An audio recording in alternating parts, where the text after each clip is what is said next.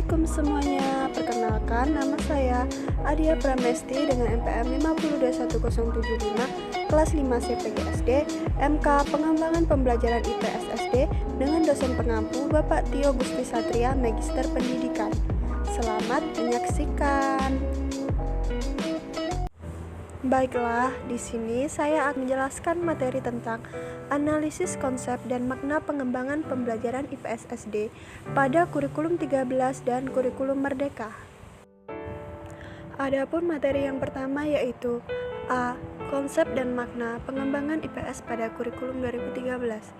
Pada kurikulum sebelum diterapkan kurikulum 2013, IPS merupakan mata pelajaran yang tersendiri dan terpisah dengan mata pelajaran SD lainnya.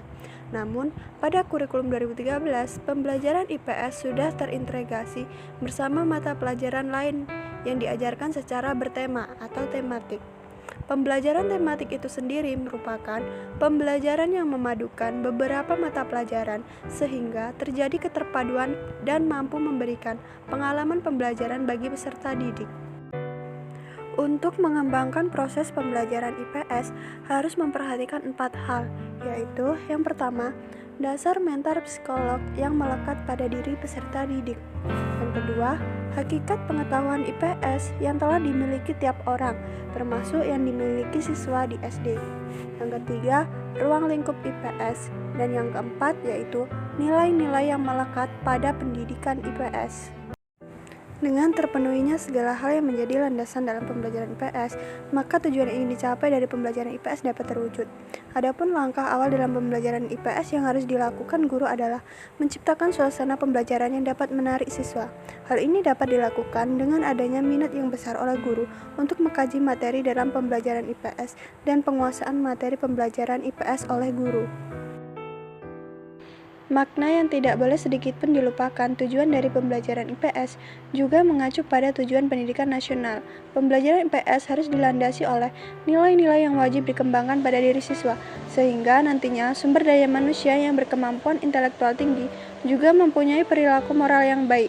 Jadi, dalam pembelajaran IPS juga harus mampu memadukan antara penanaman nilai moral dan juga nilai material. Untuk materi yang selanjutnya yaitu B. Konsep dan makna pengembangan IPS pada kurikulum Merdeka. Seiring dengan lajunya perkembangan pendidikan saat ini, telah berkembang pula kurikulum saat ini yaitu berbasis kurikulum Merdeka, di mana penerapan kurikulum Merdeka ini berdampak pada muatan pembelajaran khususnya muatan pembelajaran IPS yang mulanya disajikan dalam bentuk tematik, namun pada kurikulum Merdeka diintegrasikan dengan muatan IPA menjadi mata pelajaran IPAS. Adapun tujuan pembelajaran IPAS kurikulum Merdeka mengacu pada peserta didik mengembangkan dirinya sehingga sesuai dengan profil belajar Pancasila dan dapat 1. Mengembangkan ketertarikan serta rasa ingin tahu sehingga peserta didik terpicu untuk mengkaji fenomena yang ada di sekitar. Yang kedua, berperan aktif dalam memelihara, menjaga, melestarikan lingkungan alam, mengelola sumber daya alam dan lingkungan dengan bijak. Yang ketiga yaitu mengembangkan keterampilan inquiry untuk mengidentifikasi, merumuskan hingga menyelesaikan masalah melalui aksi nyata. Permasalahan yang dihadapi saat ini tidak lagi sama dengan permasalahan yang dihadapi 1 dekade atau bahkan 1 abad yang lalu. Ilmu pengetahuan dan teknologi terus dikembangkan untuk menyelesaikan tantangan yang dihadapi. Oleh karenanya, pola pendidikan ilmu pengetahuan alam dan sosial atau IPAS perlu disesuaikan agar regenerasi muda dapat menjawab dan menyelesaikan tantangan-tantangan yang sedang dihadapi di masa yang akan datang. Pendidikan IPAS memiliki peran dalam mewujudkan profil pelajar Pancasila sebagai gambaran ideal profil peserta didik Indonesia. IPAS membantu peserta didik menumbuhkan keingintahuannya terhadap fenomena yang terjadi di sekitarnya. Keingintahuan ini dapat memicu peserta didik untuk memahami bagaimana alam semesta bekerja dan berinteraksi terhadap kehidupan di muka bumi. Pemahaman ini dapat dimanfaatkan untuk mengidentifikasi berbagai permasalahan yang dihadapi dan menemukan solusi untuk mencapai tujuan pembangunan berkelanjutan.